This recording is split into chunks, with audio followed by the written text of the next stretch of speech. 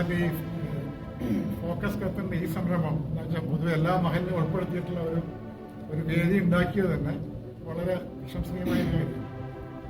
ഇതിൽ അവയർനെസ് പൊതുവെ ആർക്കുമില്ല. നമ്മളിപ്പം 10-30 കൊല്ലമായിട്ട് പല മഹലുകളിലൂടെ പ്രവർത്തിക്കുന്നുണ്ട്.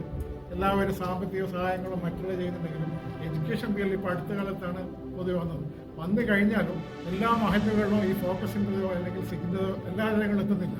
അത്തരം ഒരു വേദി ഇവിടെ ഇതിൽ വളരെ സന്തോഷമുണ്ട്. അപ്പോൾ നമുക്ക് വേണ്ടത് പറഞ്ഞാൽ സിദ്ധിയായാലും ഫോക്കസ് ആയാലും എല്ലാ മഹലുകളും ഒരുമിച്ചിട്ട് ഒരു അവയർനെസ്, ഒരു ഗൈഡ് ലൈൻസ്, അതുപോലെ അപ്ഡേറ്റ് ഇൻഫർമേഷൻ നമുക്ക് കുട്ടികളെ ഏത് രൂപത്തിൽ വളർത്താനില്ല. ഇപ്പം ഇസ്രായേലിൽ മുന്നിൽ സാഹിബ് പറഞ്ഞത് ഗർഭാവസ്ഥയിൽ തന്നെ അവർ കുട്ടികളെ പറ്റി പ്ലാൻ ചെയ്യുന്ന ഒരു രാജ്യമാണ് ഇസ്രായേൽ. അപ്പോൾ അത്തരം ഒരു അവസ്ഥയിലേക്ക് നമുക്കൊരു ഐഡിയ എല്ലാ മഹലുകളിലേക്കും സിറ്റിയും ഫോക്കസും കൂടി എത്തിച്ചേരാൻ.